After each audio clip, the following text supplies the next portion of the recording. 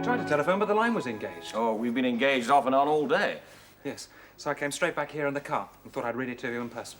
Very good of you. I can hardly believe it. Liz is safe. It's marvellous, isn't it, Gwilym? Well, I was absolutely convinced she'd been drowned. Read it again, Peter. Right. Dear Peter, sorry, no time to wait for you to come back. Wonderful news, Liz is safe and well. Tried to ring Larkfield, but the line was busy. So please tell them that she is all right and tell them not to worry. But this is the interesting part of it. I've gone to get her. Well, why not one of ours? I wondered that. She's just over the border. Can't spell it, but it's not far. So she'll be back late tonight, floods permitting. Love, Rosie. P.S. We'll ring as soon as I get to Liz. Just over the border, that could be anywhere, couldn't it? Oh, nearest to Hereford, I should imagine. Well, I better phone your father, put him out of his misery. What do I do with the number? Oh, he's in the study.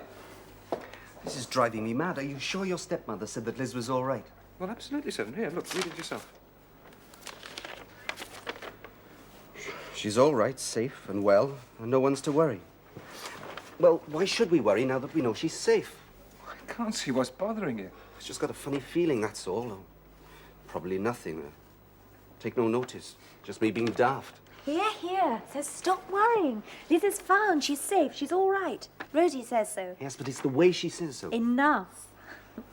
Oh, I could dance a jig. Hadn't you better go and tell the old girls instead? The old girls? Really, Peter? Lady Bourne and Nanny, then. Gosh, yes, I was forgetting them. Poor things. I'll go off and tell them now. I'll go and tell the Gateses, shall I? They're just as worried as we are. Oh, yes, good idea. Come in. Granny, wonderful news. Liz is found. Oh, my darling, you're strangling me. Isn't it Well, marvellous? it is wonderful news. Not that I ever doubted Liz would be found. Not after that text we had in church this morning. Well, you had more faith than me. I was convinced the worst had happened. Gosh, I'm exhausted. So is Nanny, apparently. She's having a nap on her bed. Isn't she well? Well, I'm not quite sure. She was helping me sort my winter clothes and ironing them for me, and I thought she seemed the least bit irritable. I think she needs a tonic. I'll go and give her a tonic. The news about Liz should buck her up no end. Excuse me, Granny. Yes, my darling.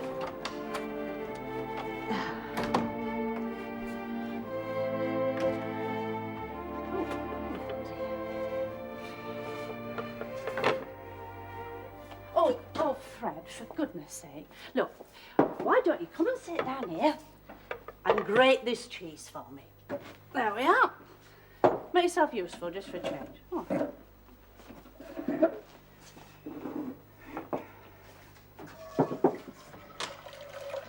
Oh, hello. Excuse me. Oh, it's the doctor.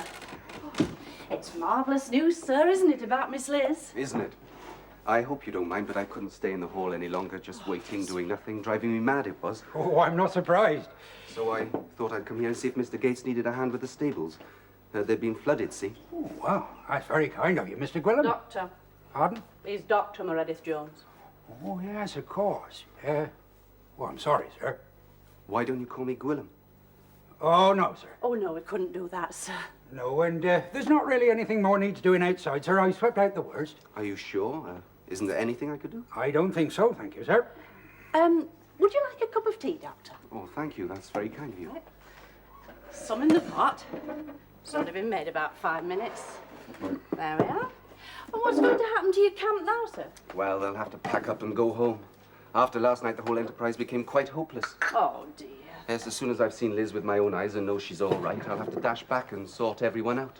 Surely they're not still under canvas, not after last night. No. The farmer on whose land we were camping has let them sleep in his barn on the straw.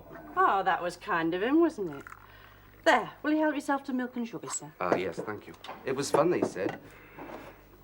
Pa Apart from the worry about Liz being missing, first night they've been properly warned, they said. Hey, poor young things. It's a mercy that your tents weren't washed away. Yes, it was. The wind, as well as that terrible rain, must have been awful for them, even though the tents were pitched halfway up a hill.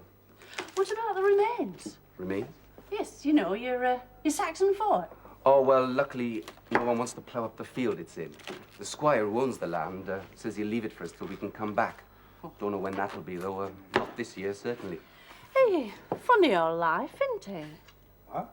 Well, digging up the past. I think it's very interesting, Eileen. I like to think of what went before.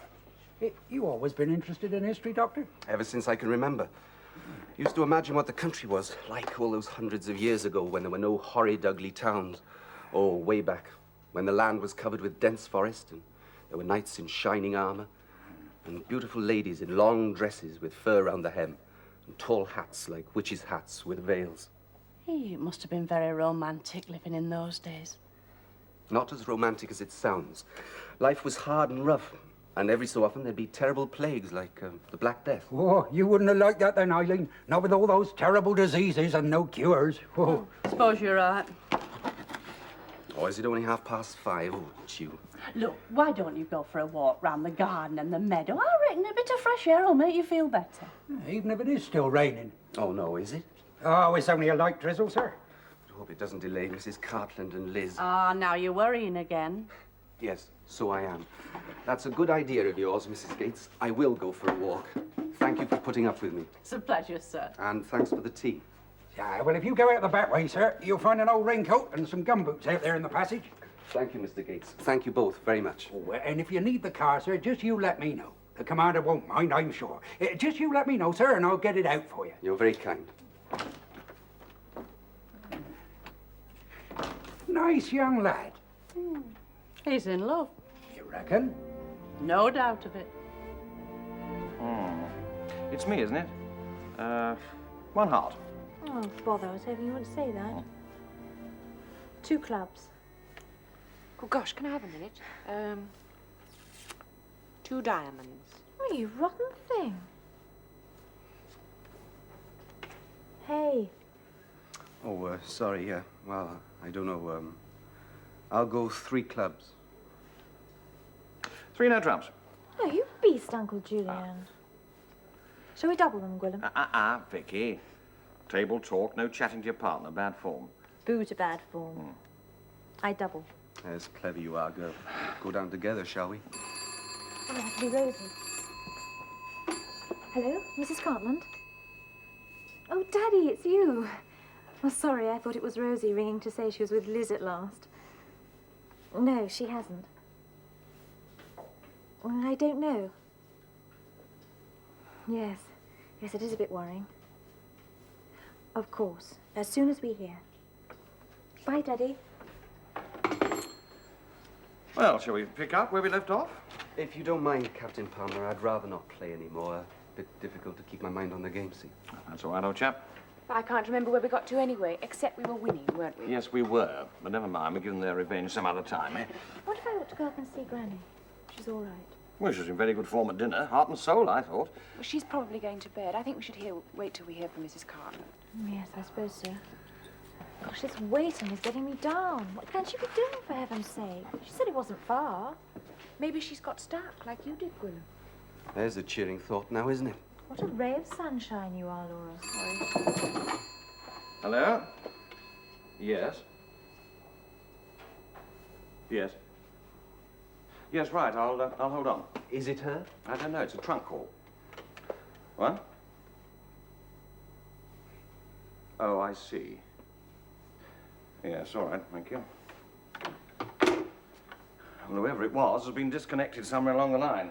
Oh, no, that's too much. If it was Mrs. Carton, she's bound to ring again later on. Nothing we can do about it, I'm afraid, except perhaps carry on with the rubber? No. Well, what about a drink?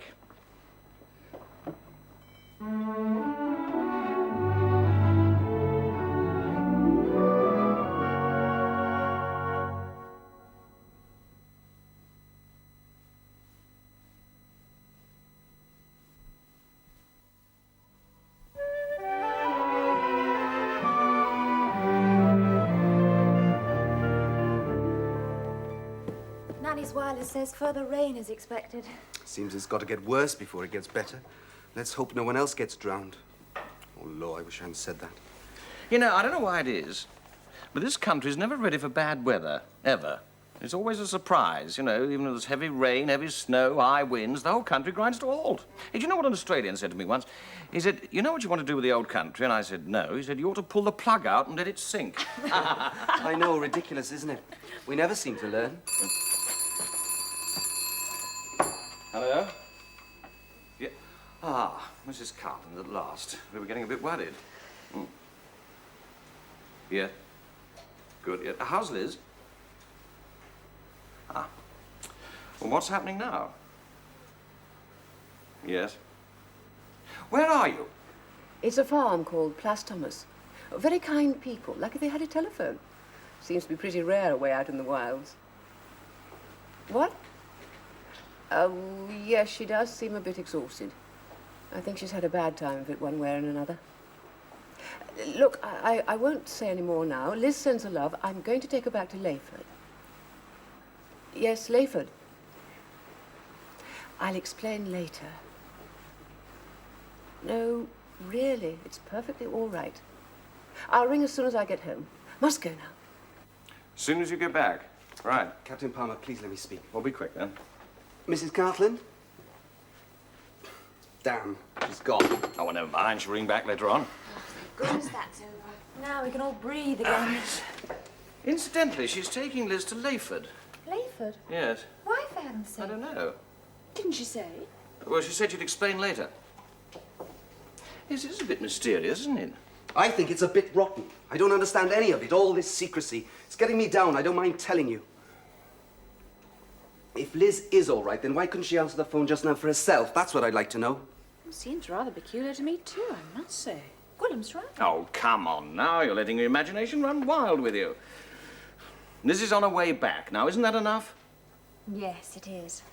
I'll go up and tell Granny, if she's awake. Carrying the good news from Ghent to Aix, eh? It looks rather like that. Boot, saddle, to horse and away. What was the good news, anyway? I haven't the foggiest. Gwyneth? Sorry, what did you say? The good news I had to take from Ghent to Aix. What was it? How should I know? Well, I know you weren't there, old man, but I thought perhaps you being a professor... I am not a professor. It's become some sort of a bad joke to call me a professor, and I don't like it. I'm terribly sorry. I hold the degree of doctor and the appointment of lecturer. Is that clear, Captain? Abundantly. And I won't forget it. Well, seems as if we're never going to find out what the news was. I only hope it didn't have the same effect on the citizens of Aix as our good news has had on the doctor here. Sorry if I was rude, it's just... Well, of course it's good news, but, well, you know what I mean. Yes, I know what you mean. Here.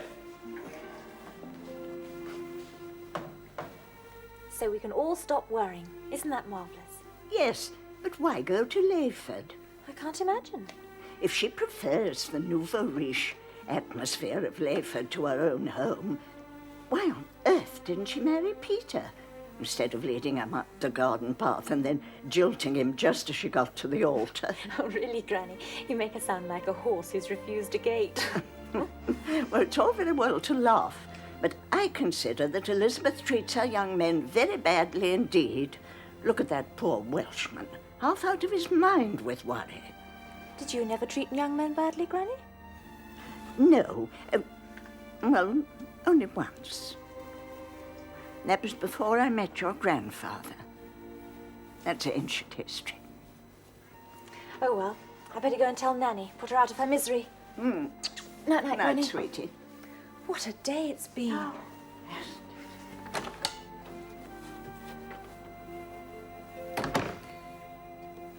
It's past 11, nearly 2 hours. Yes, we ought to have heard by now. Do stop pacing around like that, Willem. It's getting on my nerves. Laura, please. It's raining a bit, I think. Hello? Oh, Mrs. Cartland. Yes, we were beginning to be a bit worried. Yeah. Oh, good. Hold on a minute, will you please? They reached Layford about 15 minutes ago. Yes? Yeah. How's Liz? Oh, good. Yes, he's here. What is it? Yes, I understand.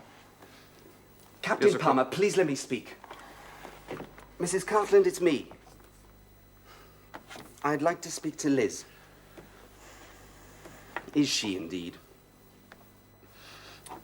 Right, I'm coming over now. Yes, now. No, I'm very sorry. I can't wait until tomorrow. It's time that young lady told me what the hell's going on. You're not going over there now. That's just what I'm going to do. Well, it's a bit late to go visiting, isn't it? I don't care what the time is. I want to see my girl, don't I? See her with my own eyes, know for certain she's all right and safe and well and all in one piece. I'm fed up with all this mystery and her refusing to talk on the telephone and getting herself taken to Layford instead of coming to her own home. I'm sick of all these secrets. Willem, how are you going to get there? I'll walk. But it's 2 miles and it's raining. Who cares? Yes, well, I suppose we could ring and gate to the lodge and get him to intercept him and drive him over. That'd be a bit hard on Gates, wouldn't it? I mean, they've both had a long day, and it is Sunday. Yes, you're quite right, Laura. If our friend the doctor wants to play the wild Welshman, he must take the rough with the smooth. Now, I suggest bed. It's not even the Gates that have had a long day. Come along in, Willem. Where is she? Where is Elizabeth? She's upstairs. but Good. Willem- Which room? Just a moment, please. I must speak to you before you see Liz. Mrs. Cartland, why are you trying to stop me from seeing her? Has she had a terrible accident? Why did you bring her here instead of to her own home? She has not had an accident. I am not preventing you from seeing her, and she is perfectly all right. Then why all the mystery? There is no mystery. I just want to warn you that... No, that's wrong. Not warn you. No, I just want you to try and understand her. I think I understand Liz very well. Oh, yes. Do sit down. Please. I'll be as brief as I can. Very well. That's better.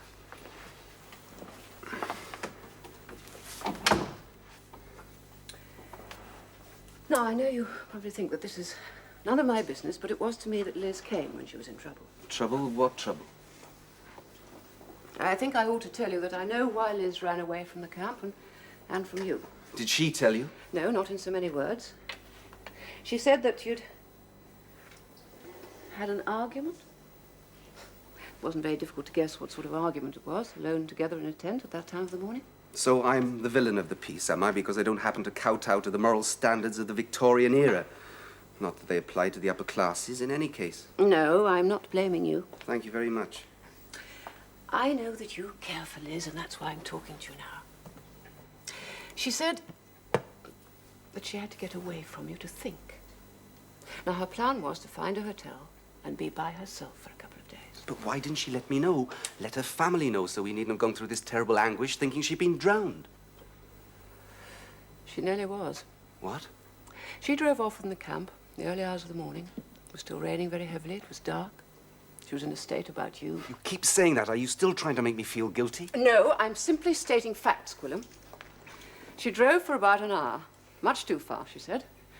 It's a wonder she didn't have an accident. It was still raining very heavily. It was dark. And she began to notice how bad the flooding was. Then the road started to go down into the valley. There were woods on either side. It was very dark under the trees. Then her car hit a patch of water at the bottom of the hill and stalled. Yes. Well, she got out. Well, she was nearly up to her waist in water. She found her torch, started to walk back up the hill, and it was then that she heard cries for help. And then? Yes, well, she seems rather reluctant to talk about it. I didn't press it. She seemed too upset, almost in a state of shock. But the couple at the farm that was looking after her said that she was involved in some sort of rescue operation concerning a rather badly injured woman. Good God, what happened? Well, they told me that Liz had been very brave. I don't really know all the details. I just wanted to bring her home as quickly as possible. Well, of course you did. But apparently Liz and her patient weren't rescued until sometime Saturday night. Liz had been there all day with that woman. The woman was then taken to the hospital. Liz was taken to the farm, and she rang me from there. I see. I would not have brought her here, Gwilym, if she hadn't asked me to. But why? Larkfield's her home. I know. She didn't seem to want to see her family. She was crying and hysterical on the telephone. Liz is never hysterical. Well, exactly. She was very unlike herself. And that's why when she asked me to go and fetch her, of course, I said yes. She didn't even want me to tell them at Larkfield, but naturally I said, I must say that you're safe. But I promised her I'd say no more. I wonder what happened. I don't know. It'll probably come out in the end. But I don't mind admitting to you that I'm very worried about her. Do you think I'm not? I think I know what's wrong. I think it's to do with her mother's death. But that was over a year ago. Yes, I know. But Liz is a very tightly controlled girl. Sometimes too controlled. Her mother and sister's deaths affected her very deeply. But being the eldest daughter, she didn't want to show it. So she gave up her career to come home and look after her father. Just at a time when I think it would have been much better for her to lose herself in her own work. Yes, I agree with you there. She came home to see her father through the time of grief, and I think she succeeded. But at a cost to herself. And I think she's now suffering for it. Sort of delayed shock. Exactly. Combination of events. Giving up her career, her engagement to Peter. And I'm sorry to say so, but you, Gwilym. But I thought she cared about me. I'm sure she does. But that does not mean to say that she's prepared to... You know what I'm talking about. Of course, but for heaven's sake, this is 1937, not 1887. Victorian morality wasn't as rigid as you seem to imagine. Once a girl was married, she could get away with almost anything as long as she was discreet. But before she was married, and I think that still applies to a girl that's been brought up like Liz. However, that's between you and her. I just wanted to tell you that what with everything else that has happened, plus the argument that you had, then the floods, I think the poor girl has been brought down to a state of breakdown. I'm afraid you may be right. Poor girl. I'm a stupid, insensitive oaf. No, you're not. You mustn't be too hard on yourself. It's just that I know Liz better than you do. I suppose grief does go on a long time. To lose a mother and a sister. I lost a little brother once, but I was only a kid then, and the younger callous. She never talks about it, see? I know. And that always makes it worse. What do you want me to do, Mrs. Cartland? I want you to be very gentle and understanding. Don't put any pressures on her, of any kind. I understand. I think we must all be gentle. Help her to get over what is obviously a very bad patch of depression. Yes, I agree. But I also think we must try and treat it lightly. I mean, she has had bad experiences in the floods, but if she's going to be a doctor, she's going to have to be able to cope with these emergencies. Absolutely. But I think you should try and forget the argument for the moment. Do you agree? Yes, I do. And what are you waiting for? Sorry? Liz is waiting to see you. She won't go to sleep until she does. Come on, I'll show you.